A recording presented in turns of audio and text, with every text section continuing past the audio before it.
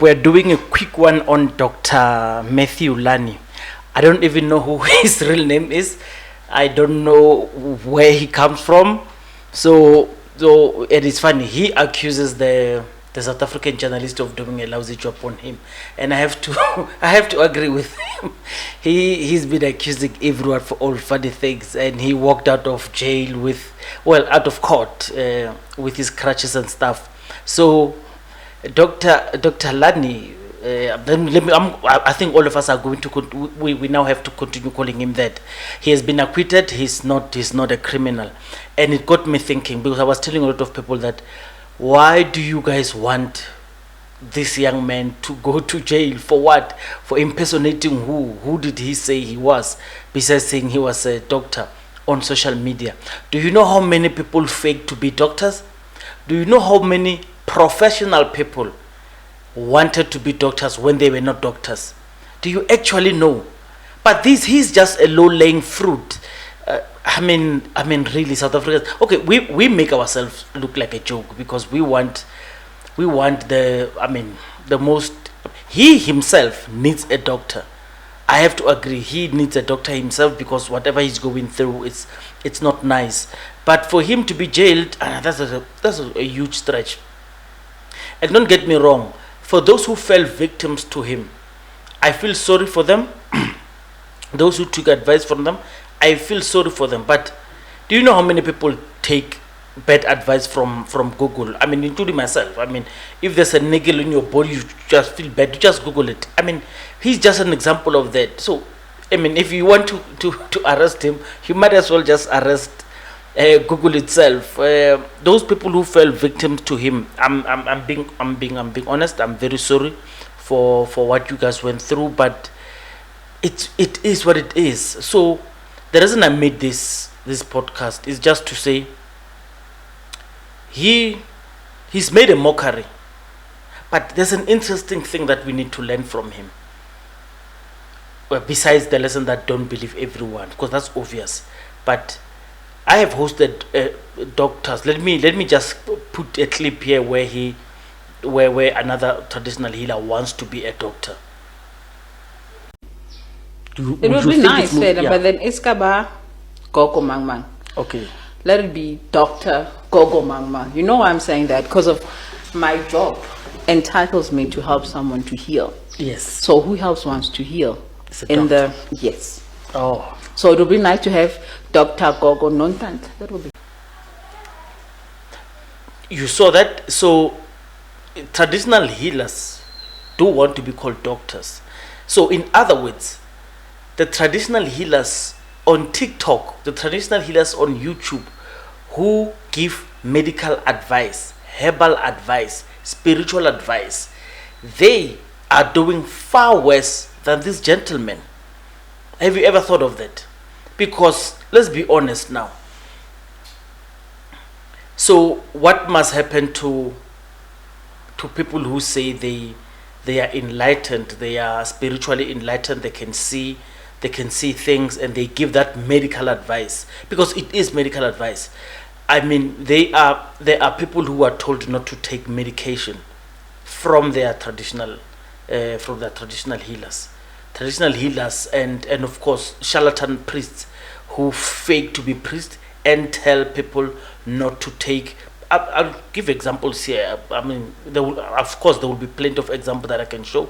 There will be examples of people being told by their medical doctors, by their spiritual fathers and religious fathers, not to take. Not to mention, of course, their religious mothers, not to take medication because they are healed. But you can't tell genes and stuff to pray. But look, this is meant to be a short one. I think it will be followed by one of the lousy things that Dr. Matthew has done.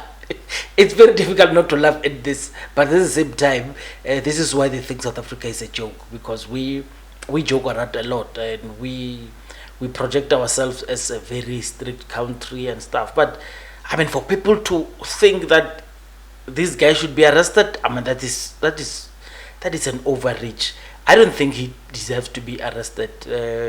If anything, I think he got something on his knuckles, and even if he does it again, people now know what falls through. But the real question is the doctors, the doctors that you guys are consulting, the pastors that you guys are consulting, who's giving you medical advice. Do you follow up on them to check how real is it? Do you do that? Do you have a body that regulates traditional healers? Because traditional healers are medicine people. They dispense medicine to people. People ingest things coming from medical traditional healers. I mean, do you guys even know that there are transformer oils that are highly regarded? Transformer is an electrical apparatus. So the oil that comes from there, it is a huge commodity in traditional healing, because people, they even sell it at shops in Marabastad. But by all intents and purposes, all I'm saying is, if you think Dr. Lani, Dr. Matthew is bogus, it's fine. He was bogus. The court proved that. But for him to be arrested, nah, man, that's overreaching. I think the best thing we could do now is, let's just admit he was caught.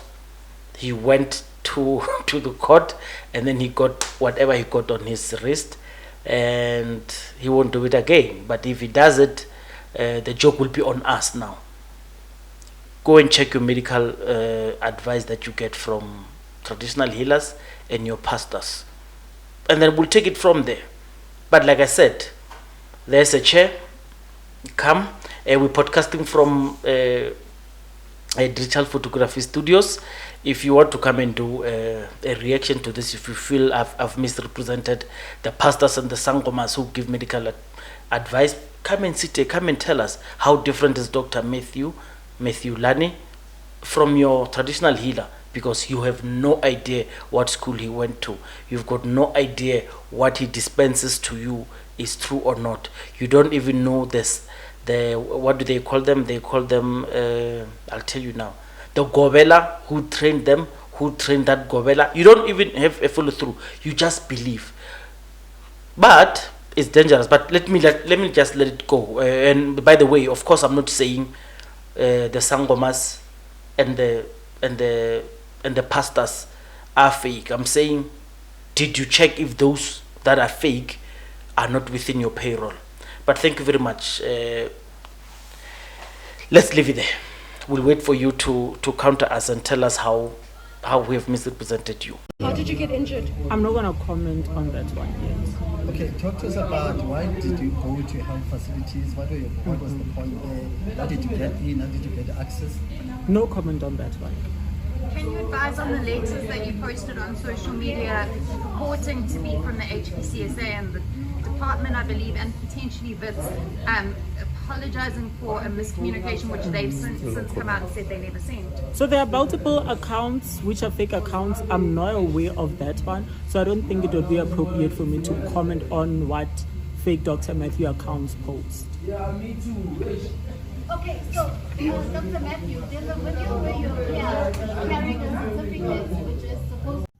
That is a valid concern, and especially in the light of Dr. Matthew Lani. But I'll go you one better, and I'll not only show you my credentials, but I'll also show you how to check any doctor's credentials. So go on your phone to the website of the HPCSA, the Health Professionals Council of South Africa. Then you go to search the register. Then you type in the doctor's name or surname, and then you go to the category. I'm going to medical practitioner. And then you scroll down, and there I am, active and practicing medicine. I'm encouraging you, please check your doctor's credentials, and let's get rid of these bogus doctors that are damaging the health of South Africans. Today, Dr. Matthew Lani was dominating the news because of his great escape from arrest. But there's another fake doctor who's worth talking about, and he's risen through the ranks of the political circles of the Democratic Alliance. Fake doctor! But he's been able to Dr. Matthew Lani his way to a high office. So here's the story. Dr. Abdul Kader Elias, doctor. This is a DA councillor in Cape Town, and he's now a member of the Metro Executive Council. So this guy has created an impression in the Democratic Alliance circles that he studied for a Bachelor of Business Science at UCT in actuarial science, and that also, in addition to being an actuarial scientist, he has a medical degree. However, the problem is people started looking into his story because it was giving Matthew Lani vibes, and the DA is trying to put the best possible bench that they can for the next set of elections. So when they looked into this, the University of Cape Town said, no, there's no such thing. This guy was registered for a medical degree, but he never got the qualification. Now, this Dr. Abdul Kader Elias character, he is so sneaky. He actually went to the Democratic Alliance interviews for councillor and other leadership positions wearing his scrubs. He got in there in scrubs, coming from surgery.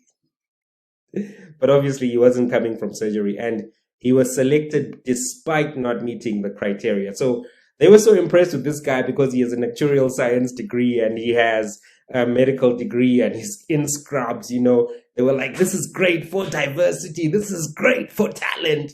We don't care that you don't meet the criteria. We don't care that you haven't been a member of the party for long enough. Was. Turns out this man was a fraud in every Dr. Matthew Lani way. And the DA is not new to these scandals. It's funny, the DA has been plagued with qualification scandals and qualifications questions. If you remember, Bongenkosi Matikizela, he faked a BCom